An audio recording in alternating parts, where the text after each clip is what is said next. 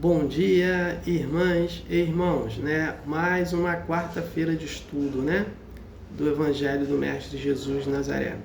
Antes de começarmos o estudo, vamos com a prece inicial. Agradeço a Deus, ao Mestre Jesus de Nazaré, meus mentores, guias, guardiões, meu anjo guardião. Agradeço os espíritos evoluídos, Espírito Santo, anjos, arcanjos, querubins, serafins. Agradeço aos mentores, guias, guardiões, agradeço a todos os anjos guardiões. O objetivo desse estudo é levar uma informação para uma irmã ou um irmão que estão necessitados dessa informação. Peço vibrações positivas de cura aos enfermos, né? Peço vibrações positivas para os idosos, peço para os irmãos e as irmãs que fizeram a desassimilação da matéria para o mundo espiritual. Peço para cada um paz, luz, consciência e perdão. Peço paz, né? Para o Brasil, né? Paz para o presidente Lula, paz para o Trump, paz para os Estados Unidos, paz para os Estados Unidos e Venezuela, paz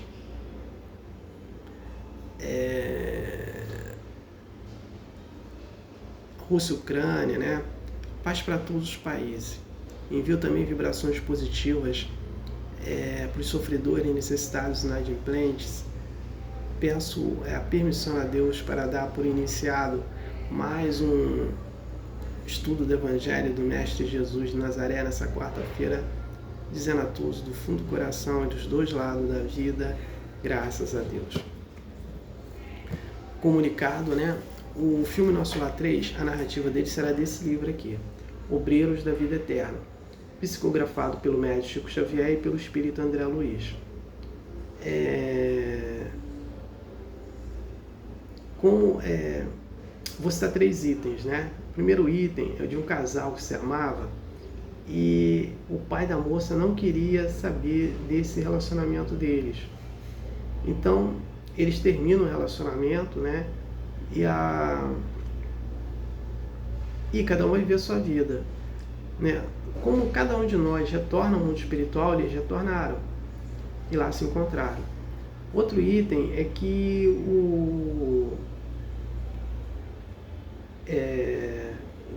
Jesus envia missionários para nos ajudar no nosso processo evolutivo. Cito 2 exemplos. O espírito Paulo de Tarso, ele encarna como na última encarnação veio com Martinho Lutero.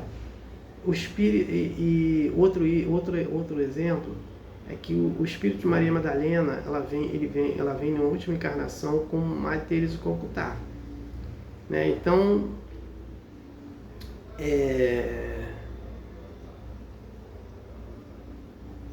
o outro item é que o André Luiz nos fala da eutanásia. A eutanásia mata o corpo físico e deixa o espírito preso a esse corpo, né? Então, a eutanásia não serve para nada para o espírito. E também mata as células do perispírito, né? Então, quem tem um livro, estude. Quem não tem, possa comprar, compre para estudar. E quem não possa comprar, entra na internet, que lá tem vídeos, né, falando sobre o livro. Então, vamos estudar. Eu estou na 4ª temporada.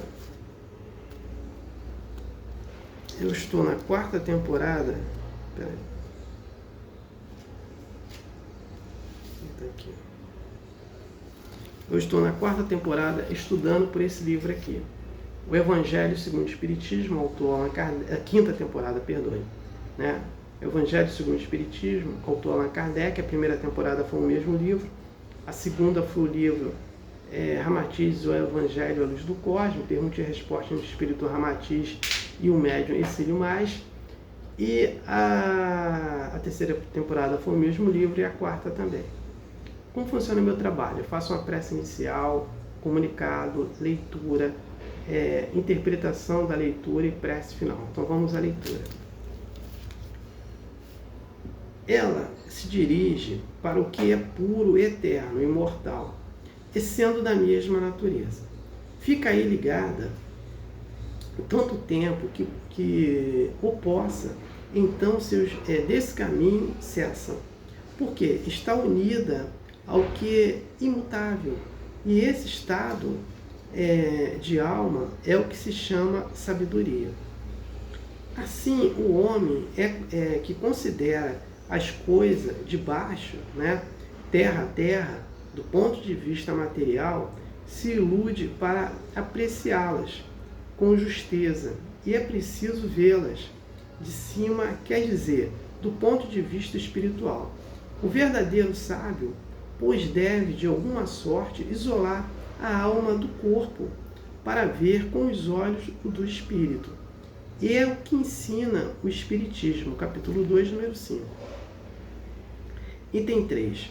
Enquanto tenhamos nosso corpo e a alma se encontre mergulhada nessa corrupção, jamais possuiremos o objeto dos nossos desejos. A verdade com efeito e o corpo nos suscita mil obstáculos pela necessidade que temos de o cuidar. Ademais, ele nos enche de desejos e de apetites, e de temores, de mil quimeras e de mil tolices, de maneira que com ele é impossível ser sábio no instante. Mas, se é possível nada conhecer com pureza, enquanto a alma está unida ao corpo, é preciso de duas coisas. Uma, ou que não se conheça jamais a verdade, ou que se conheça depois da morte. Livres da loucura do corpo, então conversaremos. É de se esperar com os homens igualmente livres, e conheceremos por nós mesmos a essência das coisas. Por isso, os verdadeiros filósofos se exercitam para morrer, e a morte não lhes parece de nenhum modo temível. O céu e o inferno, primeira parte, capítulo 2, segunda parte, capítulo 1. Eis aí o princípio das faculdades da alma, obscurecidas por intermédio dos órgãos corporais e da expansão dessas faculdades depois da morte. Mas não se trata aqui senão de almas de elite, já depuradas. Não ocorre o mesmo com as almas impuras. Item 4. A alma impura, nesse estado, está entorpecida e é arrebatada de novo para o mundo visível, pelo horror daquilo que é invisível e imaterial.